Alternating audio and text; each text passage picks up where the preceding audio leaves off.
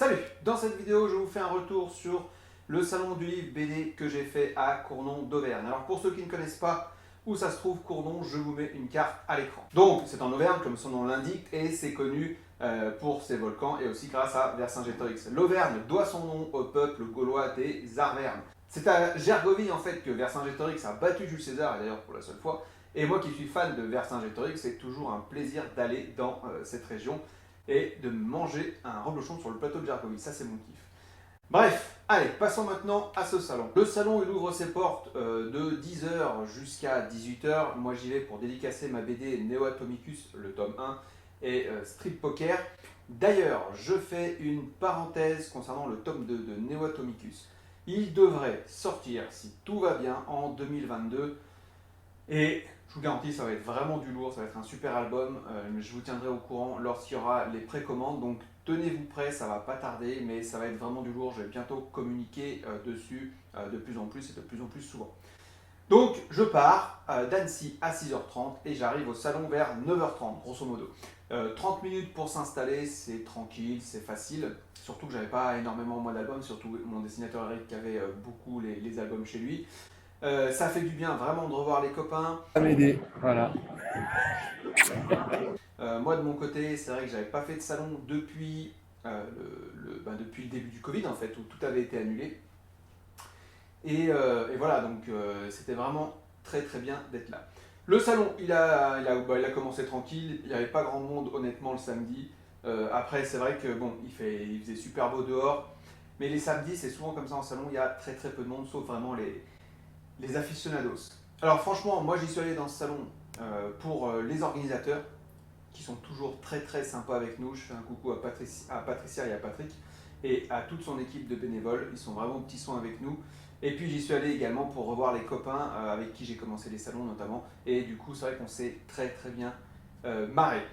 Eric, mon dessinateur de Neo Atomicus et de Street Poker, avait apporté lui d'autres de ses bouquins, et heureusement d'ailleurs parce que c'est ce qui nous a permis d'avoir du monde qui venait sur notre stand. Parce qu'en fait ce qu'il faut savoir c'est que c'était exceptionnel que des auteurs, ou auteurs-dessinateurs entre guillemets de bande dessinée, enfin entre guillemets, je sais pas pourquoi je dis entre guillemets, de bande dessinée soient présents. Car normalement en fait ce n'était prévu que pour les auteurs de livres, et pas de BD. Et oui, il y a toujours cette différence entre les BD et les auteurs de romans, etc. Est-ce qu'elle est vraiment utile? Je ne sais pas. Pour moi, on est des artistes, on est des auteurs à part entière. Ça fera peut-être partie d'une vidéo débat que je ferai prochainement. Mais voilà, je trouve dommage de ne pas considérer les auteurs de romans ou les auteurs de BD pareil, de la même façon. Bref, donc c'est vrai que les gens venaient en premier lieu pour les bouquins, pour les romans, tout ça. À la fin de ce premier jour, on a vendu quelques BD, c'était vraiment pas folichon, on a vendu juste un Neo Atomicus. Et en fait, c'est Eric qui a fait plusieurs ventes de sa nouvelle BD pour enfants qui s'appelle Crapaud Crado, je vais y arriver. Avec, voilà, c'était 5-6 ans, 4, 5, 6 ans, voilà, les enfants. Et c'était une BD voilà, qui racontait un petit peu l'acceptation de la différence de l'autre, donc c'est très très pédagogique. Et ça a plu aux, on va dire, aux familles qui étaient venues, ou même aux personnes un peu plus âgées, pour Noël, pour les petits-enfants, etc. Donc ce qu'il faut savoir, effectivement, c'est que le tome 1 de Neo Atomicus, et je le présente depuis un certain temps en Auvergne, et c'est vrai qu'on a eu des personnes qui sont venues, ah mais j'ai déjà ce tome, quand est-ce qu'il sort la suite, etc. Et quand on arrive avec, j'y reviendrai un petit peu plus tard dans la vidéo, mais c'est vrai qu'il faut de la nouveauté. Et quand on arrive avec des BD, pareil pour Street Poker, que les personnes ont déjà vu, du coup ils n'achètent pas forcément. Alors Eric avait des nouveautés, heureusement, ça nous a permis quand même de discuter aussi avec le public, de voir un petit peu ce qui marche, et du coup ça nous a donné matière à réflexion, mais j'en parlerai un petit peu plus tard dans la vidéo. Le soir, je vais manger chez un très bon ami à Eric, à une quarantaine de minutes du salon, un gars super sympa qui s'appelle Mao, et je lui fais un petit coucou dans cette vidéo. C'est un mec en or avec le cœur sur la main. Merci Mao de m'avoir accueilli comme ça, c'était génial, j'ai passé une très très bonne soirée. Et en plus, il m'a donné la moitié d'une meule de Saint-Nectaire, enfin bref, c'était un vrai régal, pour ceux qui aiment le fromage évidemment. Mais voilà, merci beaucoup, j'ai passé une super soirée. Et comme c'était du coup assez tard, j'ai dormi pas très loin de chez Mao, et dans mon camion, dans un cadre super top, j'ai passé une super nuit. Je vous montre là ici quelques images qui passent. Donc il faisait 4-5 degrés dans le camion, et dehors il devait faire 0 degré. Alors moi j'ai pas de chauffage dans mon camion, mais bon, je suis super bien équipé. donc bah, j'ai pas froid. Voilà, moi c'est ça qui me plaît aussi dans l'aspect salon, c'est un peu dormir à la route, etc. Enfin, si vous me connaissez, vous avez suivi un petit peu, vous savez que je fonctionne comme ça.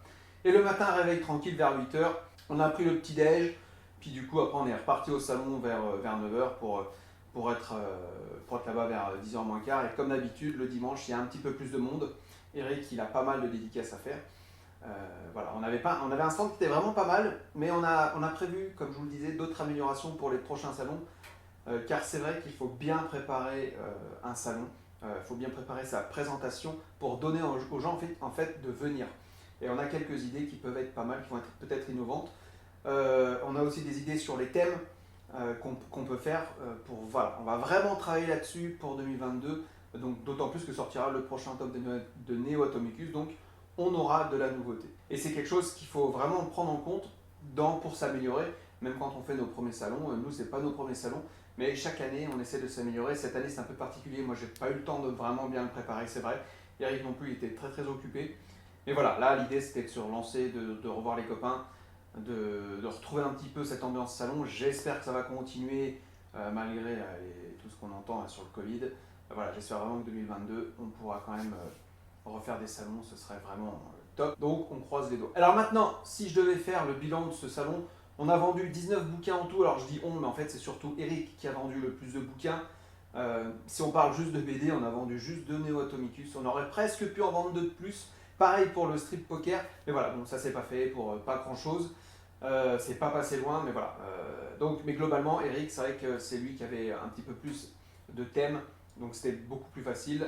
Comme je vous l'ai dit, il faut dire que le tome de Neo Atomicus, ça fait un moment qu'on le présente à Cournon. Et donc, il y avait des gens qui nous ont dit, voilà, ouais, quand est-ce que vous sortez la suite? On l'attend, et tout, voilà. Donc c'est vrai que voilà, c'est compliqué de venir avec des salons quand t'as pas de nouveauté, c'est compliqué de vendre, surtout dans les salons quand t'as pas de nouveauté. Eric, comme par hasard, il avait beaucoup de nouveautés. Son bouquin sur des chats, il avait un bouquin sur le crapaud crado. Donc voilà, il faut venir avec des thèmes, avec des niches. Je sais qu'avant le Covid, on avait vendu pas mal de street poker au tout début de sa sortie. Voilà, donc si on avait fait une BD peut-être sur la région d'Auvergne, peut-être qu'on aurait plus vendu, etc. C'est un peu dans cette optique-là qu'il faut regarder. Il y a ce qu'on aime faire, ce qui nous plaît, et c'est toujours en fait compliqué de trouver l'équilibre entre ce qui nous plaît et ce qu'il faut faire. Si je prends vraiment l'exemple de la nouvelle BD d'Eric, donc qui avait la cible les enfants, qui étaient les enfants entre 3 et 6 ans, ça s'est super bien vendu. Voilà. Aujourd'hui, c'est ce qu'il faut faire pour réussir à vendre plus dans les prochains mois. Donc réfléchir à tout ça, qu'est-ce qu'on va pouvoir mettre comme goodies, etc. Aussi, on a rencontré des auteurs ou des autrices très très sympathiques et c'est toujours agréable de découvrir des personnes comme ça qui sont un peu comme nous, qui galèrent aussi. Il faut savoir que dans la majorité des personnes qui sont dans ces salons, très très peu d'auteurs vivent de leur plume. Voilà, donc c'est toujours sympa de partager un petit peu les galères de chacun. Il faut mettre son ego de côté. Voilà, il faut le dire, des fois ça avance, des fois ça ne vend pas.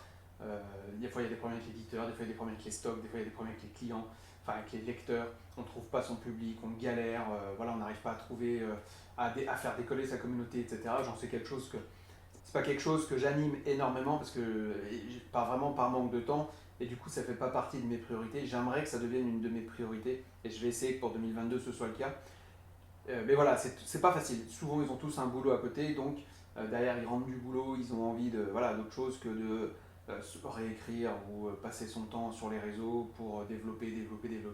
Mais malheureusement ça passe par ça passe par ces actions-là, ça passe par ces étapes-là. Et voilà, il faut savoir que si on veut vraiment se développer au niveau artistique, il faut y aller à mort au niveau de la stratégie numérique. Enfin bref, je ne vais pas revenir dessus, mais c'est essentiel. Pour finir, est-ce que ça vaut le coup de faire des salons? Je ferai peut-être une vidéo aussi là-dessus. Là, je vais répondre rapidement. Je dirais que ça dépend de ce que vous attendez. Clairement, moi, de mon côté, je ne suis pas rentré dans mes frais dans ce salon-là.